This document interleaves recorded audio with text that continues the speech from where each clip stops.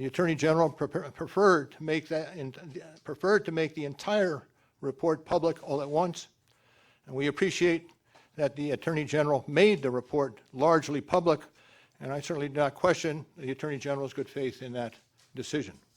Good morning, everyone, and thank you for being here. 2 years ago, the acting Attorney General asked me to serve as special counsel, and he created the special counsel's office. The appointment order directed the office to investigate Russian interference in the 2016 presidential election.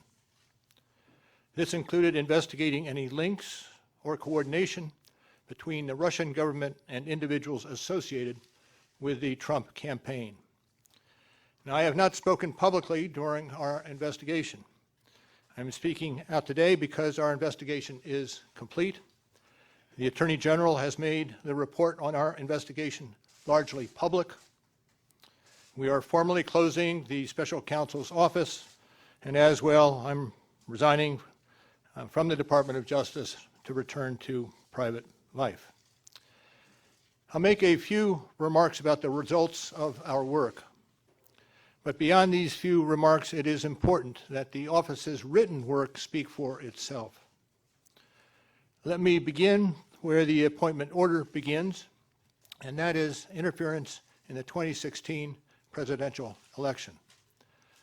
As alleged by the grand jury in an indictment, Russian intelligence officers who were part of the Russian military launched a concerted attack on our political system. The indictment alleges that they used sophisticated cyber techniques to hack into computers and networks used by the Clinton campaign.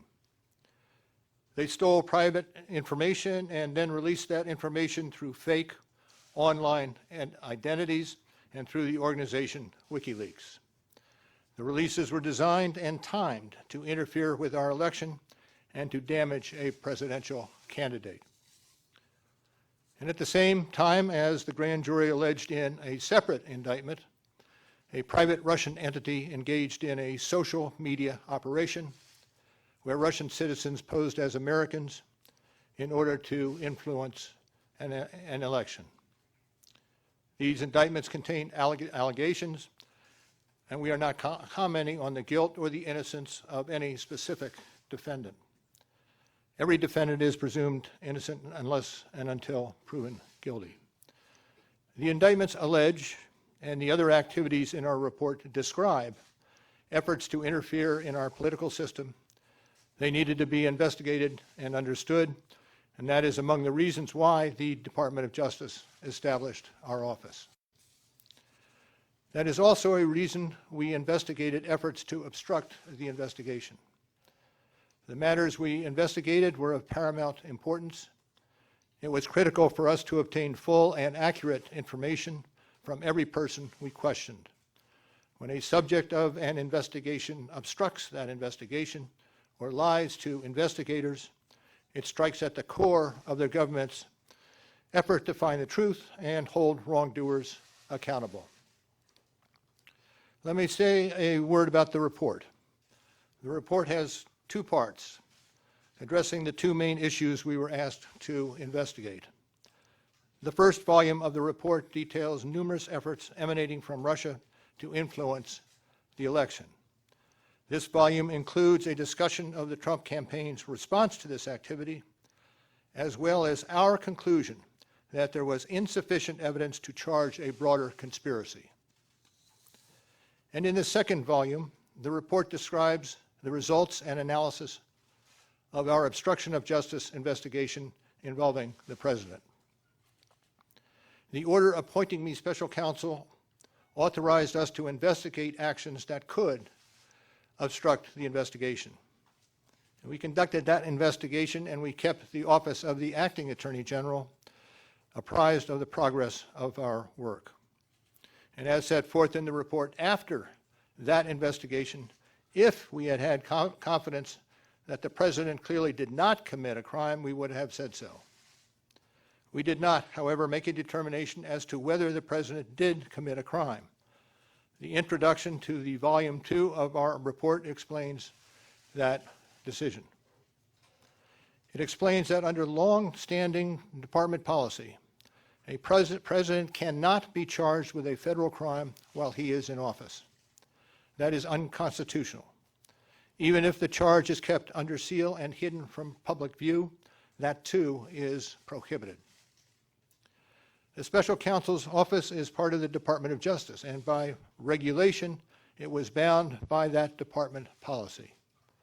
Charging the president with a crime was therefore not an option we could consider. The department's written opinion explaining the policy makes several important points that further informed our handling of the obstruction investigation. Those points are summarized in our report, and I will describe two of them for you. First, the opinion explicitly permits the investigation of a sitting president because it is important to preserve evidence while memories are fresh and documents available. Among other things, that evidence could be used if there were co-conspirators who could be charged now.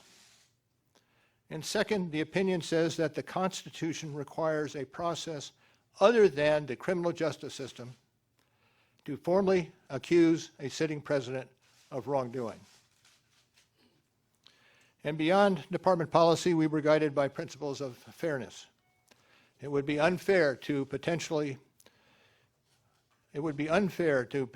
accuse somebody of a crime when there can be no court resolution of the actual charge.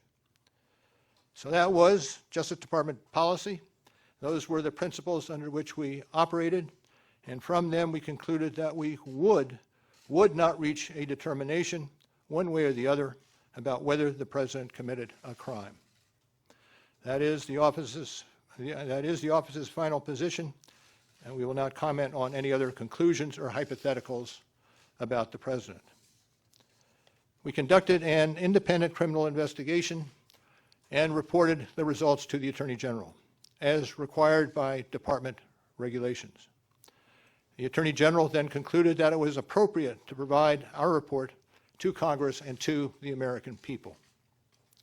At one point in time, I requested that certain portions of the report be released. The Attorney General preferred to make the entire report public all at once, and we appreciate that the Attorney General made the report largely public, and I certainly do not question the Attorney General's good faith in that decision. Now, I hope and expect this to be the only time that I will speak to you in this manner. I am making that decision myself. No one has told me whether I can or should testify or speak further about this matter. There has been discussion about an appearance before Congress. Any testimony from this office would not go beyond our report. It contains our findings and analysis and the reasons for the decisions we made.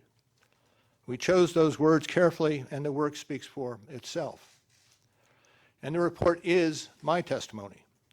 I would not provide information beyond that which is already public in any appearance before Congress. In addition, access to our underlying work product is being decided in a process that does not involve our office. So beyond what I've said here today and what is contained in our written work, I do not believe it is appropriate for me to speak further about the investigation or to comment on the actions of the Justice Department or Congress. And it's for that reason I will not be taking questions today as well.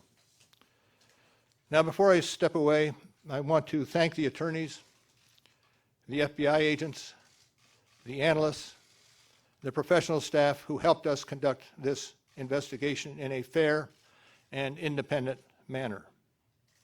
These individuals, who spent nearly 2 years with the special counsel's office, were of the highest integrity. And I will close by reiterating the central allegation of our indictments, that there were multiple, systematic efforts to interfere in our election. And that allegation deserves the attention of every American. Thank you. Thank you for being here today. Sir, if you're subpoenaed, will you be full time? No question.